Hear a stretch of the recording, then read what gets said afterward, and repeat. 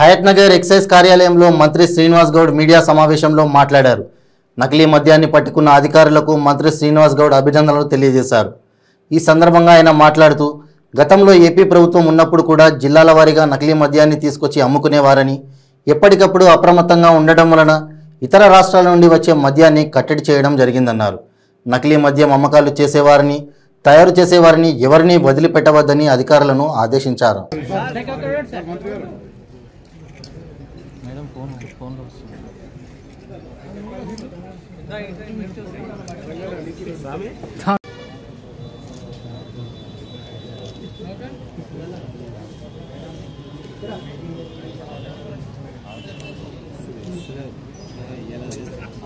అందరికీ నమస్కారం.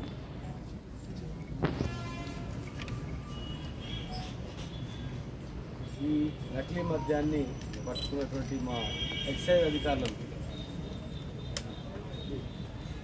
మా డిప్యూటీ కమిషనర్ డేవిడ్ గారు,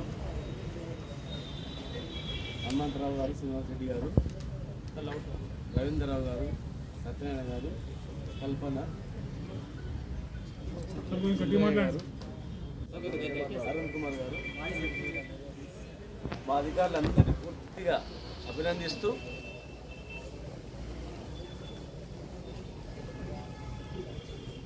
గతంలో ఆంధ్రప్రదేశ్ ప్రభుత్వం ఉన్నప్పుడు కూడా ఆ రోజు జిల్లాల వారీగా ఇతర రాష్ట్రాల నుంచి తీసుకొచ్చి అమ్మడం దందాలు జరిగేవి. రీసెంట్లీ కర్ణాటక బార్డర్లో గత సంవత్సరం కూడా ఒక మూటాను పట్టుకుంటే ఇక్కడ నుంచి ఇక్కడ తయారు చేసి ఆంధ్రాకు సరఫరా చేసేటువంటి పరిస్థితి, ఇక్కడ కూడా కొన్ని ప్రాంతాలు సరఫరా చేసేటువంటివి అన్నీ కనుక్కొని సీజ్ చేయడం జరిగింది. ఎప్పటికప్పుడు అప్రమత్తంగా ఉన్నందుకే నకిలీ మద్యాన్ని అరికట్టడం, ఇతర రాష్ట్రాల నుంచి ఇక్కడ తీసుకొచ్చి అమ్మేవాటి అది అరికట్టడం, అనేక రకాల చర్యలు ఎక్సైజ్ అధికారులు తీసుకున్నందుకే మరి గతంలో రెవెన్యూ మొత్తం కూడా ఇలా ప్రైవేట్ సంస్థల చేతకి వెళ్ళిపోయింది.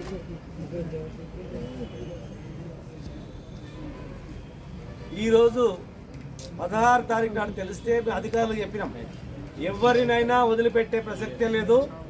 ఎవరైనా ఫోన్ చేస్తే కూడా మీరు రికార్డ్ చేయండి. ఏ రాజకీయ నాయకుడు ప్రమేయం ఉన్నా, ఏ ఇతర వ్యక్తి ప్రమేయం ఉన్నా, ఏ పై రికార్డు వచ్చి మాట్లాడినా రికార్డ్ చేయండి. ఎవరిని కూడా వదిలిపెట్టద్దు. అర్థం చేసుకోండి, ఇక్కడ పట్టుకున్నది ఈ మద్యంలాగా తయారు చేసి సేమ్ బాటిల్లో నింపి సేమ్ ఆల్కహాలిక్ పర్సెంటేజ్ కూడా స్ట్రెంత్ కూడా మనకు రెవెన్యూ లాస్ అవుతుంది. లిక్కర్ పరంగా టెస్ట్ చేసి మీరు పంపిస్తే కూడా యాజిటీస్ ఉంది. అంటే వాడు రెవెన్యూ లాస్ చేయడానికి తయారు చేసిన మూట ఇది. ఆ మూటాను అరికట్టినాం, దాన్ని మొత్తం కూడా తీస్తాం, దాన్ని అన్ని కూడా తీస్తాం. ఇట్లాంటివి ఇంకెక్కడెక్కడో మొత్తం పట్టుకుంటాం. ఇక్కడ ఈ రాష్ట్రంలో ఆంధ్రప్రదేశ్లో ఇక్కడ తయారై ఆంధ్రప్రదేశ్లో పోతుంటే కూడా ఆంధ్రప్రదేశ్ రాష్ట్రానికి తెలియజేస్తాం.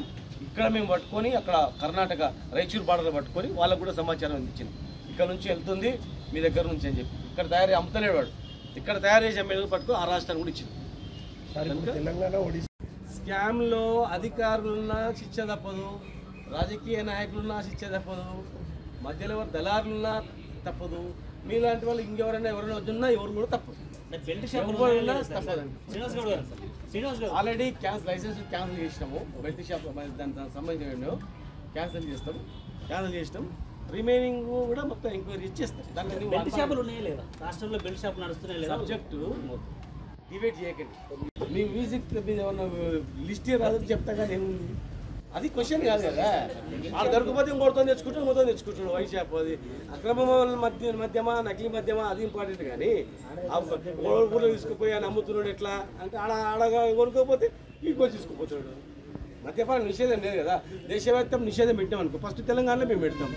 ఇలా ఇక్కడ పెడితే కర్ణాటక నుంచి వస్తుంది మాఫియా, మహారాష్ట్ర నుంచి వస్తుంది మాఫియా, ఇక్కడ నుంచి వస్తుంది, వాడు దొరకక ఇంట్లో పెట్టుకు వస్తాడు. ఖచ్చితంగా ఈ బెల్ట్ షాప్స్ అనేటివి అభ్యంతరకరంగా ఎవరైనా 100% బెల్ట్ షాప్స్ కంప్లైంట్ వస్తే కేసు బుక్ చేస్తాం. ఇది డైవర్ట్ చేయడం వల్ల ఎవరైనా అలాంటివి ఉంటే మీ సమాచారం ఇవ్వండి, మీరు ఇవ్వండి. ఖచ్చితంగా మేము ఆఫీసర్లు చెప్తే యాక్షన్ తీసుకుంటాం. దాని ఇప్పుడు మొన్న మునుగోడు ఎలక్షన్లో నారాయణపురంలో దొరికినాయి అని చెప్పేసి అంటున్నారు.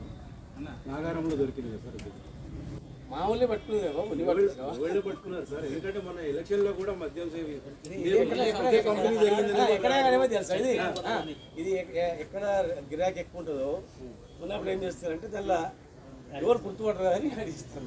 అదే వాళ్ళు తెలివితేటని ఎట్లా ఉపయోగించుకున్నారంటే మునుగోడు ఎలక్షన్స్ అప్పుడు కొద్దిగా ఉపయోగించి ఉండొచ్చు వాడు. అంటే అక్కడనే మామూలు పట్టుకున్నారు, అక్కడనే అనుమానం వచ్చి పట్టుకున్నారు. మునుగోడు ఎలక్షన్లో కానీ ఇంతకుముందు కానీ ఏమేమి చేసేదని కూడా తీస్తాం. అంతా మొత్తం టోటల్ వస్తారు కదా, ఎంత సప్లై మ్యానుఫ్యాక్చర్ నుంచి ఎంత సప్లై అయింది, ఎవ్రీ మంత్ ఎంత ఎప్పటి నుంచి అయింది. రీసెంట్లీ పెట్టిన వాళ్ళు 6 నెలల క్రితమే పెట్టిన వాళ్ళు. ఆగస్టు 2022 ఆగస్టులో పెట్టింది. అక్కడ ఆ ఏరియా మొత్తం ఎంత తీసింది. ఆగస్టు నుంచి ఇప్పటి వరకు ఎంత ప్రొడక్షన్ అయింది, ఎక్కడ సప్లై అయింది. ఒకవేళ ఎంక్వైరీలో ఫలానా షాప్లో అమ్మిండ్రు అని తెలిస్తే ఆ షాపును కూడా లైసెన్స్ రద్దు చేస్తారు 100%. మీలాంటి వాళ్ళు ఎవరైనా అన్నం ఉంటే కూడా ఉండదు. మామూలు ఎంబడి 100% అరికడతాం. అలియాస్ కొండలరెడ్డి, బింగి బాలరాజ్, నాగేశ్వరరావు, మణికంఠ, ఒడిస్సా సంబంధించినటువంటి సల్లుబాయ్, రంజిత్ సమాల్ అది కూడా ఒడిశానే, సంజయ్ కుమార్, మారమండ సాయి ప్రసాద్, గోపీకృష్ణ, చెట్లపల్లి రాజు. ఇప్పటివరకు 10 మంది నిందితులను గుర్తించారు. మిగతా వాళ్ళను కూడా ఈ ప్రింటర్స్ ఎక్కడెక్కడ తయారైన ఇస్తాం. అది సమయం పడుతుంది, కొంత బయట పడేంత వరకు కొన్ని గోప్యంగా ఉంచాల్సి వస్తుంది. పూర్తి రాష్ట్రంలో బెల్ట్ షాపులు విపరీతంగా ఉన్నాయి. రాష్ట్ర ప్రభుత్వానికి ఆదాయంగా బెల్ట్ షాపుల నుంచి వెళ్తున్నాయి. దీంతో రాష్ట్ర ప్రభుత్వం ప్రోత్సహిస్తుంది అన్నటువంటి ప్రాపగాండా ఉంది. ఎందుకు అరికట్టడంలో రాష్ట్ర ప్రభుత్వం ఫెయిల్ అవుతున్నది? రాష్ట్ర ప్రభుత్వమా కేంద్ర ప్రభుత్వమా? పట్టుకోవడం అంటే పట్టుకున్నది ఏ ప్రభుత్వం పట్టుకుంది? అట్లా నెగిటివ్లో పోకండి. అంత కష్టపడి వాళ్ళు పట్టుకున్నారు కదా, రాష్ట్ర ప్రభుత్వం ప్రోత్సహిస్తే ఇది బయటికే రాదు. బెల్ట్ షాప్లో కాకుండా కల్తీ మద్యం ఇది వాడు ఎంత పకడ్బందీ తయారు చేసిందంటే, ఇక్కడ నుంచి అట్టపెట్టెలు తీసుకుపోయి, ఇక్కడ నుంచి కాలు సీసాలు తీసుకెళ్ళి, ఇక్కడ నుంచి డక్కన్స్ తీసుకొని పోయి స్టిక్కర్స్ తయారు చేసి ఒడిస్సాలో అడవి ప్రాంతంలో, ఆ అడవి అభయపూర్ అడవి ప్రాంతంలో టాంగి పోలీస్ స్టేషన్ కటక్ జిల్లాలో, అంటే దారి కూడా లేనటువంటి ఆ రాష్ట్రంలో దారి లేకుండా 70 కిలోమీటర్ల దూరంలో పోయి షెడ్ వేసుకొని అక్కడ నుంచి సరఫరా చేస్తారంటే దాన్ని ప్రాణాలు కూడా బెదరకుండా రాష్ట్రంకి అతను అడవులలో వెళ్ళి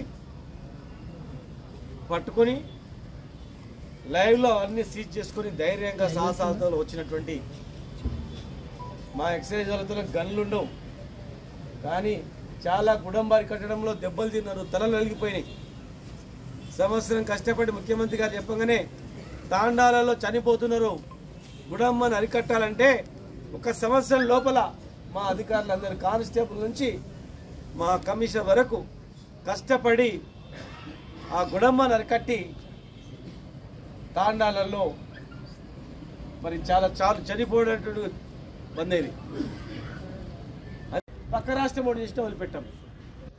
ఇలాంటి అక్రమాలను ఖచ్చితంగా ఉక్కు పాదంతో అణచివేస్తాం. ఇవి ఇంకా పూర్తి స్థాయిలో పరిశోధన జరిపిస్తాం.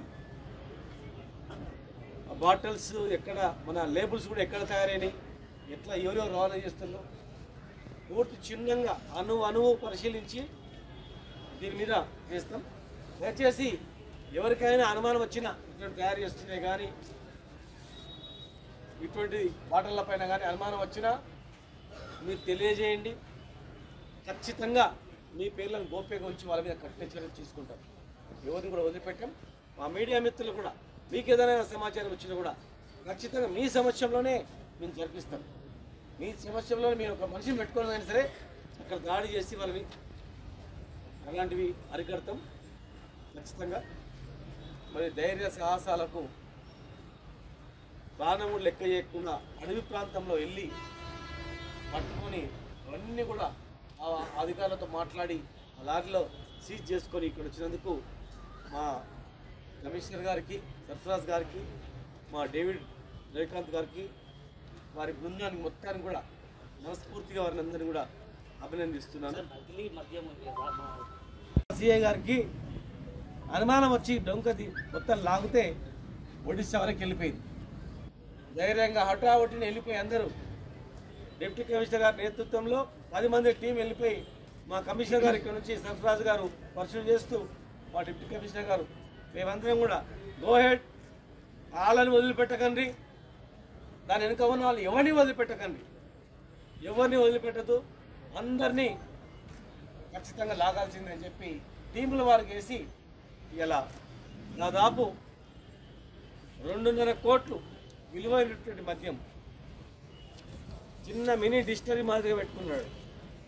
ఎంతో తెలివితో, ఎంతో ఇంటెలిజెన్స్తో, ఎక్కడ అనుమానం రాకుండా బార్ కోడ్ కూడా అట్టపెట్టెల మీద స్కాన్ చేస్తే కూడా అది ఇక్కడనే తయారైంది, ఇక్కడనే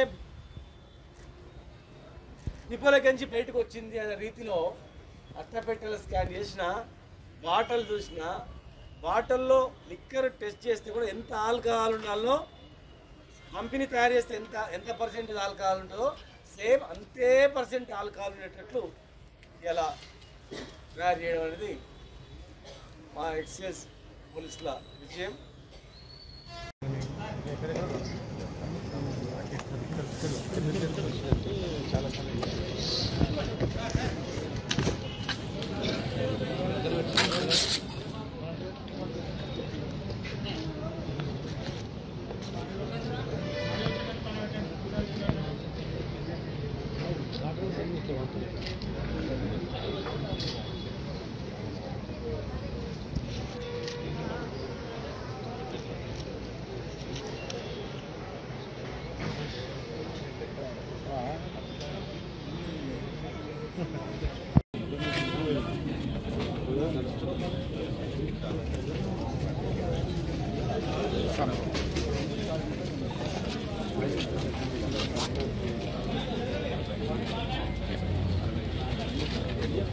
కంప్లీట్